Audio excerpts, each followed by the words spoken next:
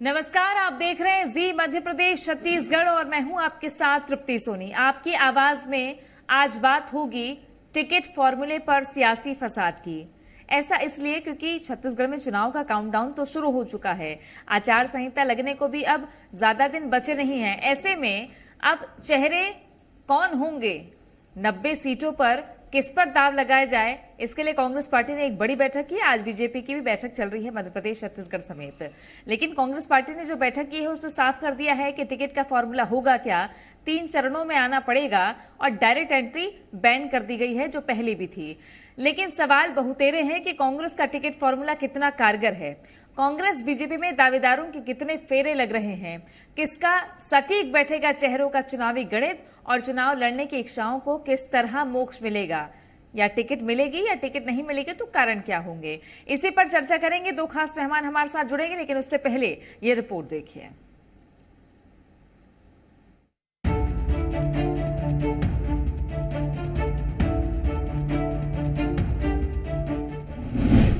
कांग्रेस ने बनाया super formula.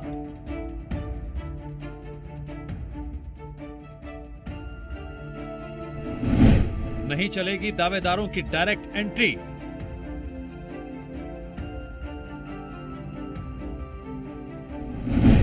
Formula पर सियासी फसाद। छत्तीसगढ़ में विधानसभा चुनाव का काउंटडाउन शुरू हो चुका है। दावेदारों के फेरे लगने भी शुरू हो गए हैं। ऐसे में कांग्रेस पार्टी ने टिकट फॉर्मूला तय कर लिया है। कांग्रेस का एक सूत्र वाक्य है, नो डायरेक्ट एंट्री। मतलब यह है कि संगठन में स्टेप बाय स्टेप दावेदार चलेंगे, जिसके लिए मियाद तय कर दी गई है। 31 अगस्त तक ब्लॉक स्तर पर आवेदन जमा होंगे।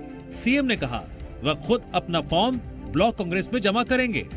हाँ जी, पिछले समय भी मैंने भी आवेदन किया था, इस समय भी जाकर आवेदन करूंगा। तो ब्लॉक अध्यक्ष जो पार्टी ने तय किया है कि जो भी दावेदार हैं, जो इच्छुक है चुनाव लड़ने के कांग्रेस पार्टी से, वो अपना आवेदन ब्लॉक कांग्रेस कमेटी के अध्यक्ष के पास देंगे।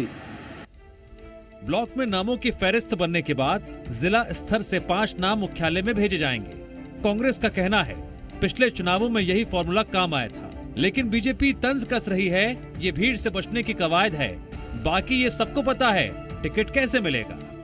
अमित शाह जी आते हैं रायपुर, रात को यहीं रुक के चले जाते हैं, सवेरे तक नतीजा कुछ भी नहीं निकलता है। मतलब ये लोग सिर्फ जनता के बीच नहीं जा रहे हैं। जनता के बीच में किस मुंह से जाएंगे, पहला चीज। दूसरा चीज, इनके पास गुटबाजी इतना ज़्यादा हावी है, एक दूसरे को अभी तक एक भी नहीं हो पाए हैं। तो इनकी बैठकें सिर्फ बंद कमरे में और बंद कमरे तक ही भारतीय जनता पार्टी सीमित है। किस मुंह से आप आदिवासियों के पास वोट मांगने जाएंगे और किस मुंह से जनता के पास जाएंगे? 15 साल का आपका काम तो उपलब्धि कुछ है नहीं, तो उनके पास कोई मुद्दा नहीं है। इसलिए लगातार प्रधानमंत्री और अन्य लोग को लाने का प्रयास कर रहे हैं, लेकिन इससे भारतीय जनता पार्टी को फायदा नहीं होगा। अब ये कांग्रेस की अपनी पॉलिसी हो सकती है, लेकिन जो वहाँ आवेदन दिए जरूरी नहीं है उनको टिकट मिले। आखिरी में तो कौन निर्णय करेगा, क्या करेगा, आपको भी मालूम है कि कांग्रेस में कैसे निर्णय होते आ रही है। ये तो छोटे जो कार्यकर्ता हैं, जो छोटे स्तर पर और उनके पास ना आए, इसलिए एक तरीका उन्होंने ढूंढ लिया है। इधर बीजेपी की भी केंद्रीय चुनाव समिति की बैठक होनी है। कांग्रेस ने तो एक कदम आगे बढ़ा दिया है। अब देखना यह है बीजेपी में टिकट का क्या गणित होगा। लेकिन इस बीच दावेदारों के फेरे क्या कम होंगे या उनकी दावेदारी के तरीके कैसे बदलेंगे, चर्चा इस पर भी जोर पकड़ने लगी है। सत्य प्रकाश के साथ रुपेश गुप्ता, जी मीडिया। और आइए चर्चा की शुरुआत करते हैं। हमारे साथ में 2 खास मेहमान स्टूडियो से जुड़ गए हैं। आरपी सिंह कांग्रेस के प्रवक्ता हमारे साथ में जुड़ गए हैं, साथ ही संजय श्रीवास्तव बीजेपी के प्रवक्ता हमारे साथ में जुड़ गए हैं। स्वागत है आप दोनों का। पहला सवाल आरपी जी आपसे है। चुनाव अभियान समिति की बैठक हुई, टिकट फॉर्मूला तय हुआ, 2018 से लिखे इस बार भी, लेकिन आपको लगता है कि दावेदारों के फेरे थम जाएंगे ऐसे में? देखिए, दावेदारों के फेरे तो उस समय भी नहीं कम हुए थे जब हम 15 साल सत्ता में नहीं थे। अब तो 5 साल सत्ता में हैं, तो दावेदारों के फेरे और बढ़ेंगे और दावेदारों की संख्या भी बढ़ेगी। लेकिन जिस फार्मूले पर कल रात की बैठक में बात हुई है, ये कोई नया फार्मूला नहीं है। जब माननीय भूपेश बघेल जी पीसीसी के अध्यक्ष हुआ करते थे, तो उन्होंने ये पॉलिसी अपनाई थी कि कोई भी बड़ा नेता सीधे आवेदन नहीं लेगा। आवेदन जो है ब्लॉक मुख्यालय में जमा किए जाएंगे, वहाँ से एक पैनल बना के 5 नामों का भेजा जाएगा डीसीसी में, जिला मुख्यालय में। वहाँ से वो पैनल स्वीकृत होकर फिर आएगा पीसीसी में, और यहाँ चुनाव अभियान समिति के लोग और जो अपने और भी कमेटियाँ बनी, स्क्रीनिंग कमेटी के लोग उस बैठकर बातचीत करेंगे। तो कल की बैठक का जो मुख्य जो अपना बातें बता दूं मैं आपको कि आने वाले 17 तारीख से लेकर 22 तारीख तक आवेदन ब्लॉक कांग्रेस कमेटी स्वीकार करेगी। 24 तारीख तक उन सभी नामों की समीक्षा करके अधिकतम 5 नामों का पैनल बनाकर 26 तारीख तक जिला कांग्रेस कमेटी में जमा किए जाएंगे और 29 तारीख को अनिवार्य रूप से जिला कांग्रेस कमेटी बैठक करेगी और उसमें से 5 नामों का अधिकतम पैनल बनाकर उसको 31 तारीख तक पीसीसी को जमा कर देगी, फिर आगे की कार्रवाई होगी। और ये फार्मूला हमारा आजमाया हुआ है, जांचा है, परखा है और हर कसौटी पे खरा है। तो मुझे उम्मीद है कि जिस प्रक्रिया से पिछली बार चुनाव में हमने अच्छे प्रत्याशियों का चयन किया था, इस बार भी उसी प्रक्रिया से गुजरकर हम अच्छे और जीतने वाले प्रत्याशियों का चयन कर पाएंगे। टाइमलाइन बता दी, इसी पर बीजेपी कहती है, पूर्व नेता प्रतिपक्ष धर्मलाल कौशिक कह रहे हैं कि भीड़ ना जुट पाए, भीड़ को कंट्रोल करने के लिए ये टाइमलाइन आपने बनाई है, लेकिन पता है सबको कि टिकट कैसे मिलती है कांग्रेस में। देखिए, धर्मलाल कौशिक जी का दर्द क्या है वो आप भी जानती हैं, मैं भी जानता हूँ। एक ऐसा नेता प्रतिपक्ष जो अपना कार्यकाल पूरा ना कर पाया हो तो तकलीफ तो है, और उनके इस दर्द में हम शामिल भी हैं। ईश्वर करे बहुत जल्दी उन्हें इस दर्द और तकलीफ से मुक्ति मिले। वो अपनी पार्टी का देखें, हमारी पार्टी का ये जो फार्मूला है ये आजमाया हुआ है, इसलिए इस बार भी हम इसी रास्ते पे चल रहे हैं। ठीक है संजय जी, कांग्रेस पार्टी का टिकट फॉर्मूला ये कोई नया फॉर्मूला नहीं है, लेकिन आपको क्यों लगता है कि इनका फॉर्मूला कारगर नहीं होगा, या ये भीड़ इनके यहाँ हो जाती है इसलिए कंट्रोल करने के लिए ऐसा फॉर्मूला लेकर आए हैं? देखिए तृप्ति जी, कांग्रेस बहुत पुरानी पार्टी है और देश की आज़ादी के बाद से लगभग सभी चुनावों को हम लोगों ने देखा है और कमोवेश क्या होता है अंत में ये देश की जनता ने भी देखा है, अपोजिशन ने भी देखा है, हम लोगों ने भी देखा है कि अंत में क्या होता है।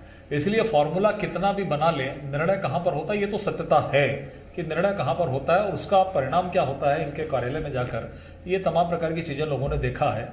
वैसे सीधे तौर पर हमें कोई बहुत लेना देना नहीं है कि इनकी क्या क्राइटेरिया है क्या नहीं है, लेकिन जब प्रश्न पूछा जाता है, जब सब चीजें आती हैं तो उन चीज का बखान भी करना पड़ता है कि आखिर सत्यता क्या है, अनुभव क्या रहा है पहले का, ये स्थिति है। ये कांग्रेस जो पार्टी है वो नेता आधारित पार्टी है, नेताओं के आधार पर यहाँ पर कांग्रेस का अंतिम सूची बनती है। अच्छी बात है कि कार्यकर्ताओं के माध्यम से नीचे से यदि पैनल जाता है, लेकिन मैं उम्मीद करता हूं कि इस पैनल के माध्यम से जो पैनल बने उस पैनल में ही निर्णय हो तो लगे कि वास्तव में कुछ काम हो रहा है।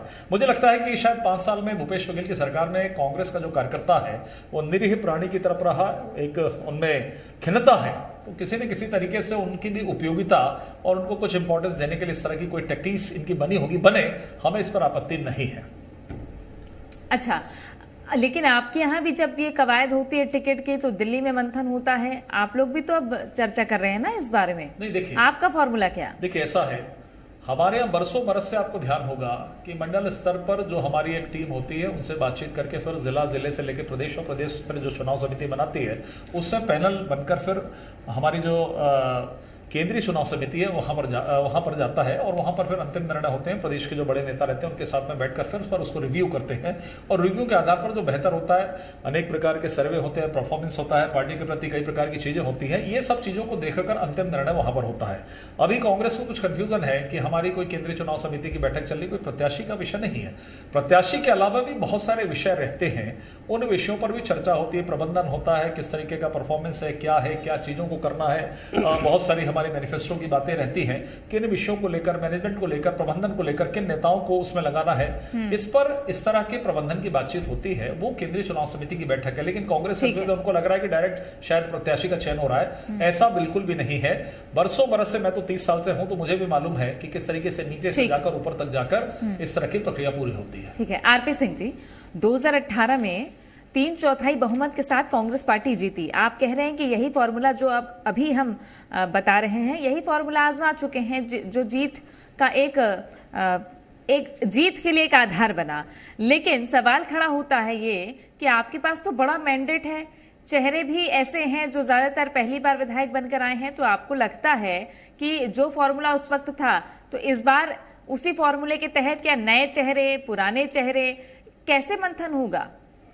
क्योंकि दावेदार तो राजीव भवन के आसपास काफी जो बैठक होती है दर्जन की संख्या में दिखने लग जाते हैं। देखिए तृप्ति जी, पार्टी कोई भी हो, जीत का फार्मूला अंतिम मंत्र होता है। जो जीतने योग्य होता है उसे ही कोई भी पार्टी टिकट देती है। संजय जी हमारी पार्टी पे उंगली उठा रहे थे तो मेरा ये दायित्व तो बन जाता है कि थोड़ा सा ज्ञान चक्षु इनका मैं भी खोलूँ। तो हमारे यहाँ तो चुनाव अभियान समिति बन गई साहब 1 महीना पहले, 2 बैठकें हो गई। इनके यहाँ तो चुनाव अभियान समिति का आज तक नाम लेवा कोई नहीं है, कहाँ है समिति। बल्कि मैं तो ये पढ़ा था एक मीडिया में कि इनके एक बड़े नेता जो मुख्यमंत्री बनने का सपना पिछले 15 वर्षों से देख रहे थे, वो दिल्ली गए थे, 5 दिन वहाँ डेरा डाल के बैठे थे, लेकिन 5 दिन में भारतीय जनता पार्टी का कोई बड़ा नेता उनसे मिला तक नहीं। ये हाल है आपसी गुटबाजी की, आपसी सिर्फ डबल की। आप मुझे बताइए कि संजय जी साफ साफ इनकार कर रहे हैं कि केंद्रीय चुनाव समिति की बैठक नहीं हो रही है। आज सुबह से मीडिया में खबरें चल रही हैं। अगर नीचे से कोई फीडबैक नहीं गया है, प्रत्याशी चयन को लेकर नहीं हो, सुन लीजिए, अगर नीचे कोई बैठक नहीं हुई है, नीचे अगर आपके पास नाम का पैनल नहीं है, वो सीधे दिल्ली से टिकट तय हो रही है, तो ये फार्मूला कौन सा है मेरे भाई? ये फार्मूला एक ही है कि मोदी जी और अमित शाह जी जिसे चाहेंगे उसको टिकट मिलेगा। तो इसलिए दूसरे पर एक उंगली उठाएंगे तो 3 उंगली आपकी तरफ जाएगी। और सबसे बात तृप्ति जी, हम लोकतांत्रिक पार्टी हैं, मैंने कहा ना ये फार्मूला हमारे यहाँ पहले नहीं था। पहले बड़े नेताओं को आवेदन दिए जाते थे और वहीं से तय हो जाता था। लेकिन 2018 में ये फार्मूला नहीं चला। भूपेश बघेल जी 13 से लेकर 18 तक अध्यक्ष रहे और उनका ये बना हुआ फार्मूला है। आदरणीय टीएस सिंहदेव नेता प्रतिपक्ष थे, उनकी बैठक में फार्मूला निकला और हमने इस फार्मूले पर ये पाया कि ये फार्मूला बिल्कुल सक्सेसफुल है। इसीलिए हम 3/4 बहुमत से जीते थे। इस बार ये फार्मूला काम करेगा और अब की बार 75 पार का जो नारा है उसको हम पार करके दिखाएंगे। 71 पहले ही है, कैसे संभालेंगे? मैं ये समझना चाह रही हूँ आपसे। जी बिल्कुल संभालेंगे, बिल्कुल संभालेंगे। जो जीतने योग्य प्रत्याशी होगा वो टिकट पाएगा, जो हारने योग्य होगा उसकी टिकट कट जाएगी। ठीक है संजय जी, आपके यहाँ क्या चिंता कम है क्या? क्योंकि पिछली बार सीटें कम थी, जाहिर तौर पर एक बड़ी हार थी बीजेपी की, लेकिन इस बार आपको लगता है कि मेहनत ज्यादा करनी पड़ेगी या कांग्रेस को तो बड़ा मैंडेट संभालना है? आपके पास कहाँ चिंता है? देखिए तृप्ति जी, जो फुटेज यहाँ पर दिखाई दे रहा है कि लगातार बैठकों का दौर दिखाई दे रहा है। जो केंद्रीय चुनाव समिति जिन विषयों को लेकर बैठी है उन विषयों पर कम से कम 20 बैठकें यहाँ पर कवायद हो चुकी है, जिसमें वो माथुर जी तमाम प्रकार के हमारे नेता यहाँ पर आए थे, जिसको लेकर कांग्रेस बहुत हालाकान थी। दूसरी बात है कि अभी जैसा कि आपने भी सुना, मेरे बाजू में बैठकर यदि कांग्रेस के प्रवक्ता को ये चक्षु इनका नहीं खुल रहा, समझ नहीं आ रहा है कि जिन विषयों को मैंने रखा तो ये किस तरीके का भ्रम फैलाते हैं, आप समझ सकते हैं। जो मैंने कहा फिर से मैं कह रहा हूं, ये बार बार कह रहे हैं, ये भ्रम फैलाने का काम कि टिकट वितरण को लेकर बैठक हो रही, मेरे समझाने के बावजूद कोई दिक्कत नहीं। सुन लीजिए मेरी बात पूरा हो जाने दीजिए। दूसरा विषय ये है कि ये 71-75 का विषय नहीं है। ये 15 वर्ष ये जब बाहर थे, इनको जब लगा कि हमारा अस्तित्व अब 2018 में समाप्त होने वाला है, एक षड्यंत्र कांग्रेस रचती है कि मैनिफेस्टो में सब कुछ कर दें और सबको खुश कर दो, पहले सरकार बनाओ फिर देखा जाएगा कि क्या करना है। अब ये हमारे ऊपर देख रहे हैं कि हमारा बृजमोहन जी कहां गए थे, कि कौन कहां गया था, कि कौन कहां गया। अब मेरा ये है कि बेहतर होता, सुनिए बेहतर होता कि ये हमारे ऊपर ध्यान नहीं देते, ये जो जनता से वादा किए हैं उन वादों को पूरा करते। शराबबंदी कर नहीं पाए हैं, घूम रहे मुंह छुपा के घूम रहे, बेरोजगारी भत्ता दे नहीं रहे, बेरोजगार मुंह छुपा के घूम रहे। और इन्होंने अच्छा स्वीकार किया, एक बात का मैं धन्यवाद देता हूं कि ये फार्मूला चलो मैं मान भी लिया 2013 से है, क्योंकि 2013 के पहले भी चिल्लाते थे नहीं हमारी तो कार्यकर्ता आधारित पार्टी, लेकिन आज आरपी सिंह ने क्लियर कर दिया भैया ये मुद्दा। जल्दी से आरपी जी, बस 30 सेकंड का वक्त है मेरे पास, जल्दी से। हाँ, सबसे पहले मैंने किसी नेता का नाम नहीं लिया, संजय जी ने नाम लिया, बृजमोहन अग्रवाल जी के, इसके लिए आपको धन्यवाद। दूसरी बात, इन्होंने कहा कि स्थानीय स्तर पर 20 बैठकें हुई, मतलब सरकार के खिलाफ कोई आंदोलन 5 साल में खड़ा नहीं हुआ। हर बैठक में यह तय हुआ कि अगली बैठक कब होगी, और 20 बैठक के बाद जब कुछ नहीं मिला यहाँ पे, चलिए अभी बैठकों का लपोल हुआ, क्या होगा ये देखना होगा। बहरहाल माफी के साथ आप दोनों को मैं रोकना चाह रही हूँ, वक्त समय सीमा समाप्त हो चुकी है। शुक्रिया आप दोनों का हमारे साथ जुड़ने के लिए। आपकी आवाज में आज के लिए बस इतना ही, बाकी अपडेट्स के लिए बने रहिए जी मध्य प्रदेश छत्तीसगढ़ के साथ।